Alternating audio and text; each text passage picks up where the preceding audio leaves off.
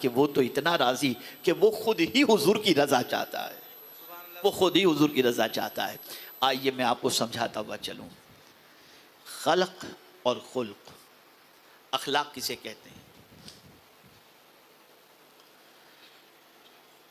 جو نظر آئے اسے خلق کہتے ہیں، جو محسوس کیا جائے اسے خلق کہتے ہیں۔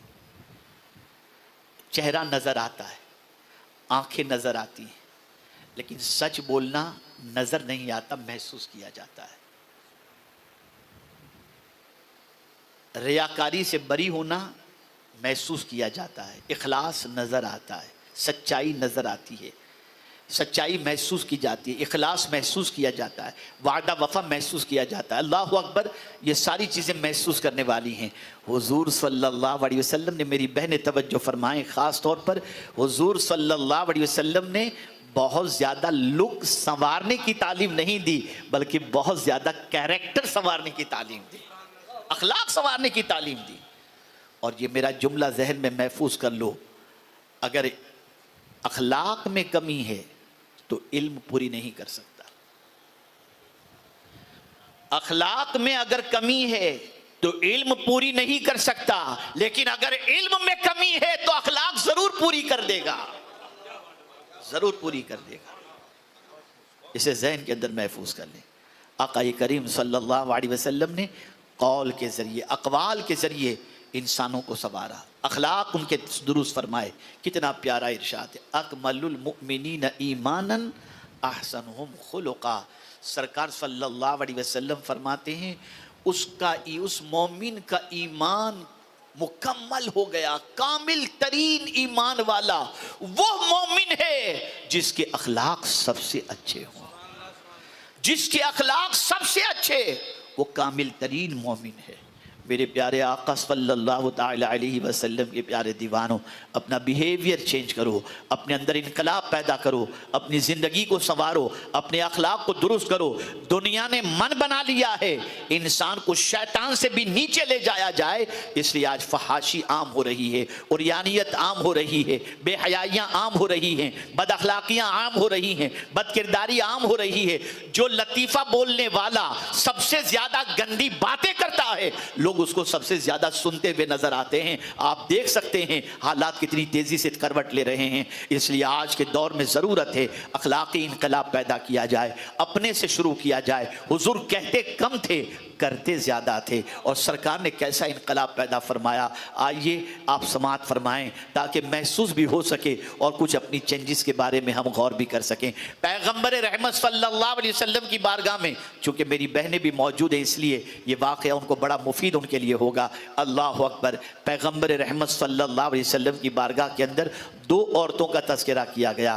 سرکار سے عرض کیا گیا، یا رسول اللہ صلی اللہ تعالی علیہ وسلم، ایک عورت ہے جو عبادت بہت کرتی ہے، بہت عبادت کرتی ہے، بے پناہ عبادت کرتی ہے، لیکن اس کی زبان اتنی کڑوی ہے، اتنی کڑوی ہے کہ اس کی زبان سے لوگوں کے دل چھلنی ہو جاتے ہیں، لیکن وہ عورت عبادت بہت کرتی ہے۔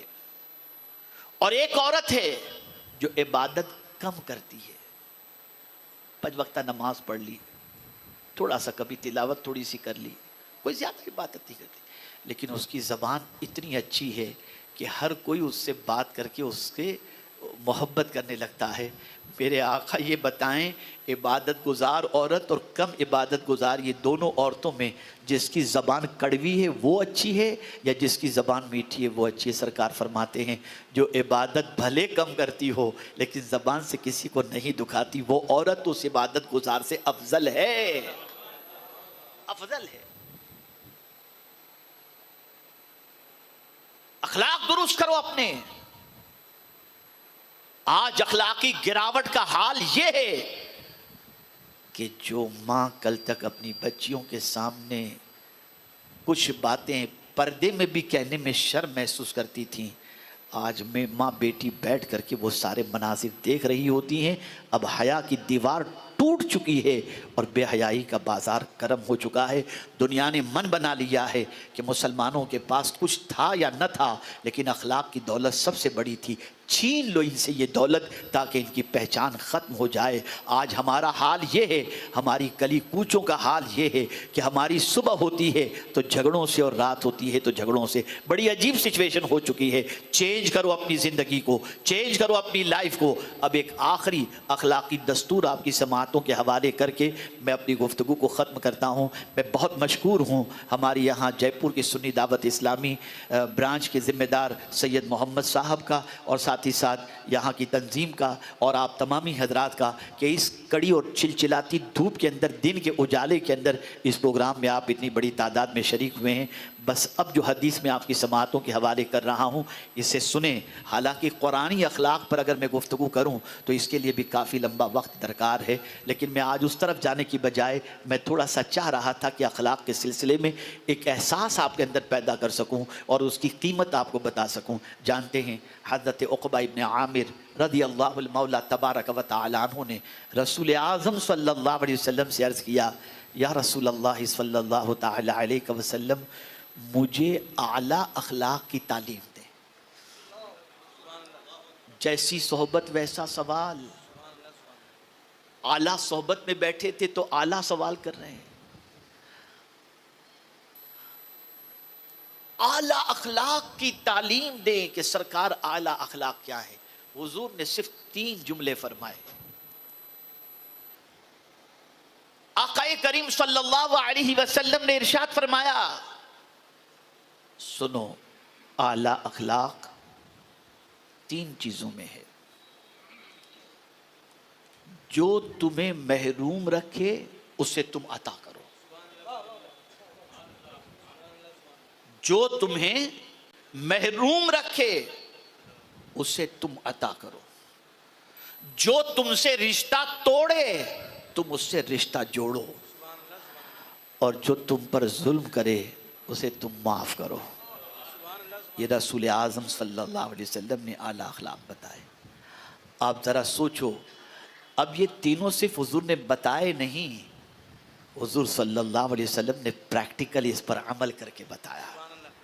آپ ذرا دیکھیں میرے پیارے آقا صلی اللہ تعالی علیہ وسلم کے پیارے دیوانوں، پہلے ہی معاملے کو دیکھیں، جو تمہیں محروم رکھے انہیں تم عطا کرو۔ مکہ والوں نے حضور کو کتنا محروم رکھا اور حضور نے مکہ والوں کو کتنا عطا فرمایا۔ آپ ذرا دیکھیں، رسول اعظم سے رشتہ توڑنے کی کوشش کی گئی، لیکن مدینے کے تاجدار نے رشتہ ایسا جوڑا کہ خود ہی سے نہیں جوڑا، خدا سے بھی مصطفیٰ جان رحمت نے جوڑ دیا۔ اور پھر آپ یہ بھی دیکھیں کہ جو تم پر ظلم کرے اسے معاف کر دو۔ پیغمبر رحمت کو مکی کی زندگی کے اندر جتنا ستایا گیا تھا، جب فاتح مکہ بن کر میرے آقا مکے میں داخل ہوتے ہیں، سب کو یہی تھا کہ آج کوئی بچے گا نہیں، لیکن مصطفیٰ جان رحمت نے سب کو معاف کر دیا۔ یہ وہی کر سکتا ہے۔ انقلاب صرف زبان سے نہیں آتا، کردار سے بھی آتا ہے، اپنے اقوال سے ہی نہیں آتا، اپنے افعال سے بھی آیا کرتا ہے۔ ہمیں خود کو بھی سنورنا ہوگا، کردار مصطفیٰ صلی اللہ علیہ وسلم کے سانچے میں ڈالنا ہوگا۔